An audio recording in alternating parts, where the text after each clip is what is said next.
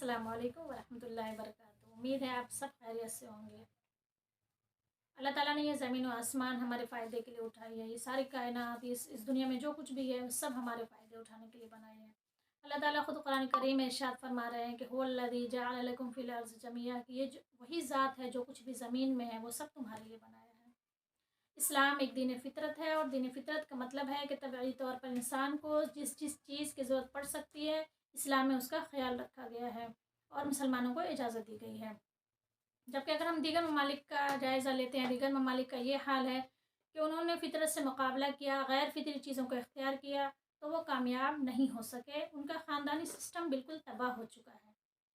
تو جہاں اللہ تعالیٰ نے انسان کے لیے بنیادی ضرورتوں میں کھانا پینا، لباس، کپڑا، مکان وغیرہ رکھا، وہاں شادی بھی رکھی ہے، اور یہ یعنی نکاح کرنا انسان کی بنیادی ضرورتوں میں شامل ہے، اور یہ انسانی زندگی کی اتنی بڑی ضرورت ہے، اور شریعت اس کے متعلق بات نہ کرے، اس کا طریقہ نہ بتائے، یہ ممکن ہی نہیں۔ اسلام کا ایک نظام ہے، اور اسلامی نظام میں بڑی برکت ہے، بڑی رحمت ہے۔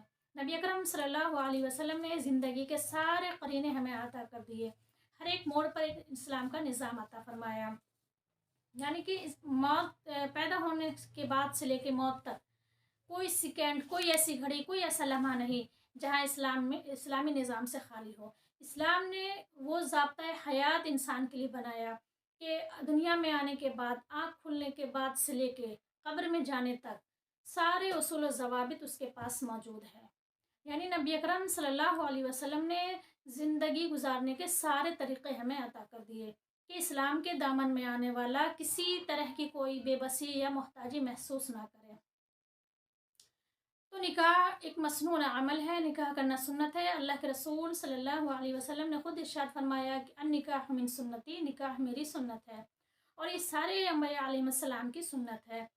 اور نبی صلی اللہ علیہ وسلم نے فرمایا کہ نکاح کرنا عبادت ہے، اور عبادت میں برکت ہوتی ہے۔ حدیث پاک کا مفہوم ہے کہ نبی اکرم صلی اللہ علیہ وسلم نے نوجوانوں کی جماعت کو ترغیب دیتے ہوئے ارشاد فرمایا کہ یا معشر الشباب، اے نوجوانوں کی جماعت، تم میں سے جو کوئی بھی نکاح کی استطاعت رکھتا ہو اسے چاہیے کہ وہ نکاح کر لے۔ تو میری عزیز ماں اور بہنوں، کس نکاح میں برکت ہوگی، کون سی نکاح عبادت بنے گی، آئیے دیکھتے ہیں۔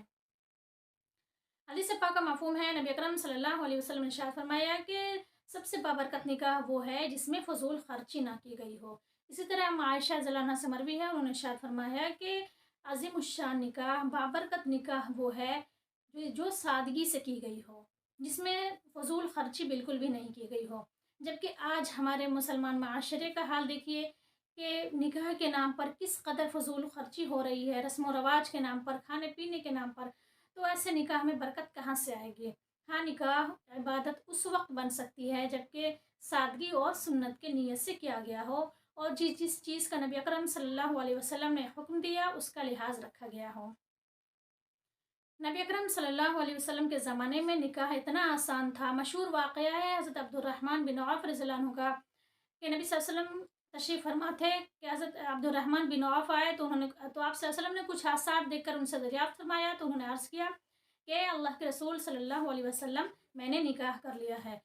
تو میری بہنوں، نبی اکرم صلی اللہ علیہ وسلم کے چہرے پر ذرہ برابر بھی ناگواری کے اثرات نمودار نہیں ہوئے، اور نہ آپ ناراض ہوئے، بلکہ آپ صلی اللہ علیہ وسلم نے ارشاد فرمایا کہ تم ولیمہ کر لو۔ تو نکاح اتنا آسان تھا، اور ہم نے اسے مشکل ترین بنا دیا ہے فضول سی رسومات کو اپنے اوپر سوار کر کے۔ تو آئیے عہد کریں کہ ہم اپنے بچوں کی، اپنے عزیز و اقارب کے نکاح کو آسان بنائیں گے، اور شریعت کے مطابق سادگی سے اسے انجام دیں گے۔ وآخر الدعوانا الحمد للہ رب العالمین۔